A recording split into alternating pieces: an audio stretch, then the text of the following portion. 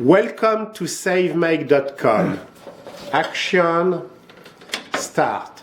So, SaveMake.com is traveling to Kentucky, and I am meeting with Michael, that I have known for about 15 years, a little bit more, and who has been very influential to the SaveMake.com project. So, Michael, why were you so influential? Well, the story is about 6 months ago over the Thanksgiving holiday, Philippe visited my family at a lodge in Kentucky, and we were sitting there by the fire exchanging ideas, just having a great conversation, and he shares this idea about communicating basically his view of accumulation or wealth, or to buy freedom, and how that comes about. And so he started sharing that idea with me, and in today's time we always want to be authentic. Authenticity is a virtue, and so this is the genuine article. He lives these laws of finance, these laws of money, relationship to money. So yeah.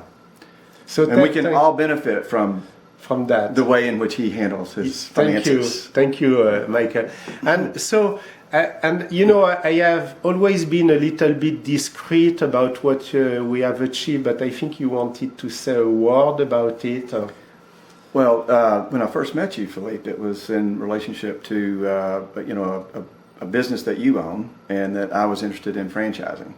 And I met Philippe at his corporate office, and he, after we had some discussion, he offered to take me to lunch and show him the restaurant brand that he owns and franchises. And when we went to the parking lot, I saw all these cars and nice cars, and Philippe takes us over to his car, which was I think it was a 1994 Jeep. Exactly, blue Jeep. With no air conditioning probably. So not any bells and whistles, and I was quite surprised by the owner of the company was driving probably the oldest car in the lot for Philippe, I'm sure. So yeah, because for us the money was there to serve our employees, our franchisee partners, and not about greed for ourselves. And this morning we went out, before preparing this video, and you shared for me something that was really eye-opening about the topic of relationship to money. Can you allude a little bit more about that? Absolutely. I attended a conference, matter of fact, it was a little bit before Thanksgiving in November. So this is 6 months ago as well. One of the seminars, one of the speakers had a breakout session, and it was about a person's relationship to money. And I've obviously thought about that in the past, but not in the same way in which this person communicated it. And we all have our journey as it relates to how we perceive money, how we handle money, and how money affects us. And this morning I shared with Philippe a little bit about my journey on my relationship to money, with money.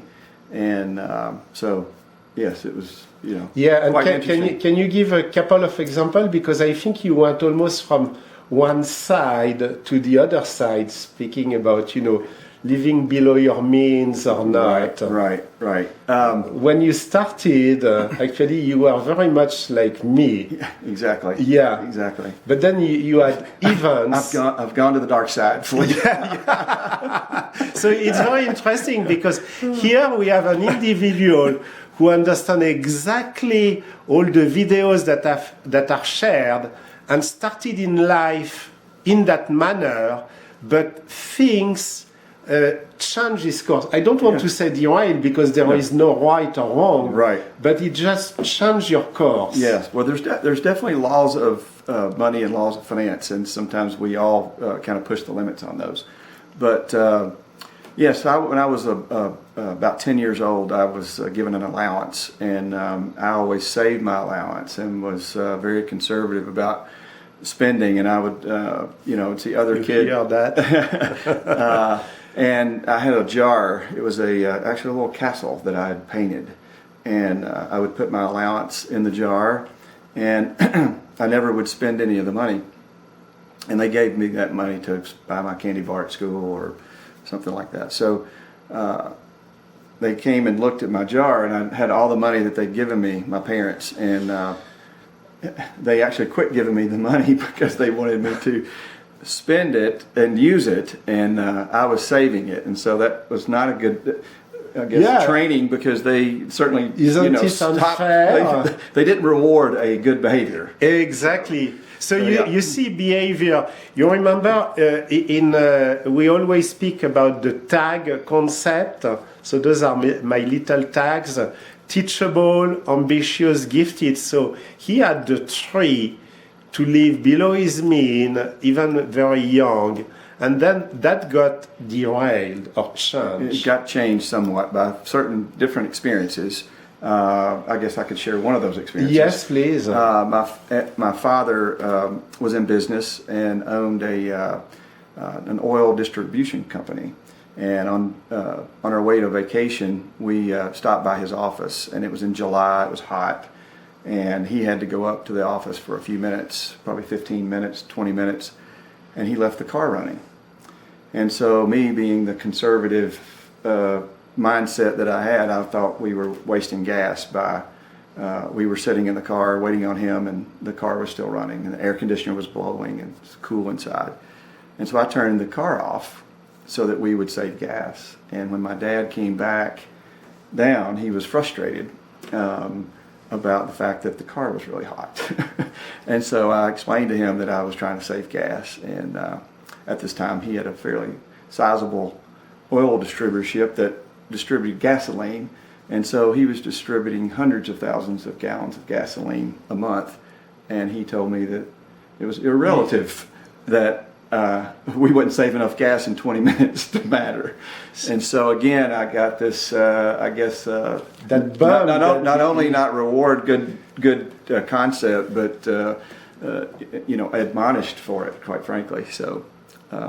So then your behavior, which was part of your DNA, got a bump into, and that influenced the way now your relationship with money, is in life. Yes, right. And now you are perhaps a little bit more on the spending side, but you said that with your wife you are a good team, because together you make good decisions for the family. Maybe not all the time, but we try for sure. And I think we try to achieve a balance between enjoyment and preparing and planning. I think as you get older, you start to realize how quickly time passes and how insignificant stuff is, and some of the things that we spend our hard-earned money on that could be working for us in an investment, and we've got something that we wanted, and then it's not 3 years from now that's not important to us anymore. Yeah. And so there's this excuse me, but I think the important thing that you taught me this morning is that to change your behavior to money, you need to go back to those important part of your life that may have influenced your behavior one way or another. Right. Otherwise, you are never going to understand why you are behaving in that manner. Is it correct? Yeah. And in order to make changes, you have to understand how you got to where you are. Okay. And I think, as I listen to Philippe and as I see, what he's teaching, even in my own life right now, I can say that, there's things that I could listen and learn and adapt those principles, and would be, if I looked long term, looked 10 years, 20 years out, hopefully, I'd be in a better financial position, a more stable position. Okay. I think you are getting a lot here from, and they are very, very savvy, the family, the household, Michael's household with their money, by the way. So this is really very important advice. And perhaps the last topic that you wanted to discuss, you had this story about short-term, long-term. So and go ahead, long-term. ask me again the question. Well, Yeah. What do you feel like is long term? okay, and spontaneously I said 15 years because, for example, right now in business, we have a 15-year vision. We are 60, plan to work until perhaps 75. So that's what I would call a little bit long term. Yeah, I had a friend of mine who, as he was growing up, he was very influenced by his grandfather, as I was. And his grandfather had given him some money to go buy some candy or ice cream, and he gave him double what he asked for. And then, obviously, my friend spent the money, all of it, and came back to his grandfather the next week and asked him for more money to go get another ice cream. And his grandfather just said, you can you just use the money that I gave you, but he'd already spent it. And so he kept asking. Grandfather continued to respond the same way. And so the grandfather's shared that, his issue is that he's thinking short term. And my friend said, well, grandfather, what is long term? And this impacted me greatly, and this has just been in the last 6 months. He said that long term, anything less than 100 years is short term. 100 years. Yeah. Do you hear that? Yeah. 100. Yeah. So anyway, yeah, that really, in your decision making and my decision making, that's an interesting concept that certainly puts us on a path of, a different decision, on today. And in my view, even I'm 58, and I have 2 children, 7 and 5. And if I see how quickly 20 years has passed from 38 to 58, I know that that's going to go fast from 58, and hopefully the Lord lets me live to 78. But, the time to start something, it was 20 years ago.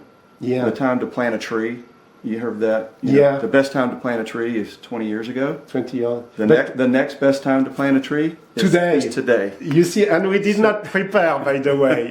We did not prepare. And I fully agree, because I want to use this example. My wife and I, we started to work out of college. We bought almost immediately an apartment.